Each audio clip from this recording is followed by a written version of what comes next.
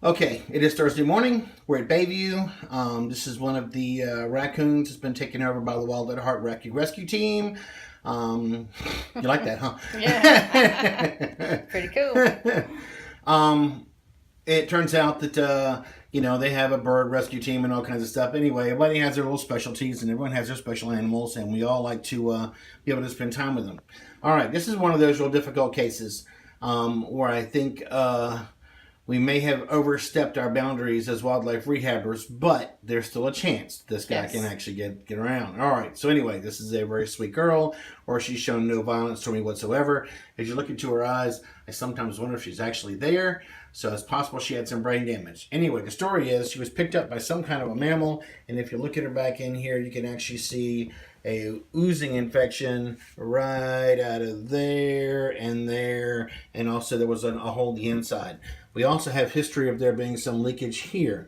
This raccoon's gone through several surgeries, had several drains, been on several antibiotics. According to a recent culture, we have a Enterococcus fecalis, which is common in a lot of these wounds and a real issue when it comes to tissue damage. And then we have some kind of Staphylococcus something theorii, or anyway, so I've never heard of that one before, so it was a new one. Anyway, looking at the way, again, you see, Mom, these twitches, these are not good. These twitches are not normal. These twitches come when the pain is there. Normally, she is totally still. Okay, but you got to keep in mind that pain is something that's read by the brain, and if the brain is not functioning properly, much due like to whatever mine. reason, I'm not going to touch yours. I only deal with the raccoons for today.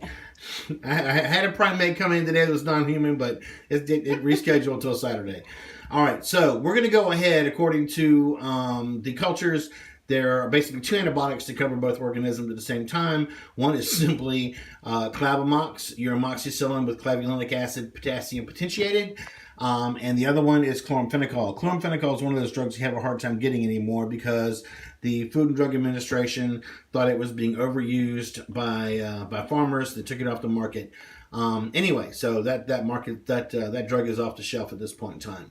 So we're going to go ahead and start this. Here's the bad news. Looking at this raccoon, here it is, I am talking, and this raccoon's ears are pinging in every different direction. And these feet, if you're watching, are actually going to, have these tiny little ticks.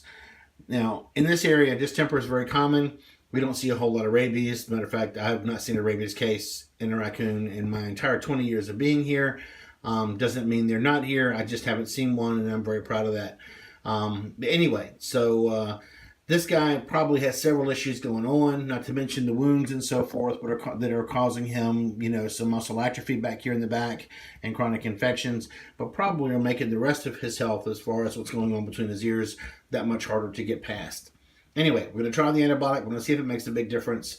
But sometimes we try really, really, really hard, and sometimes we really doesn't work. But we'll make a decision. Okay, all right. So that's where we're at for now. Beautiful raccoon. Her name is Hootie. Hootie. Hootie and the blowflies. Go, girl. All right. It's got to try. Later.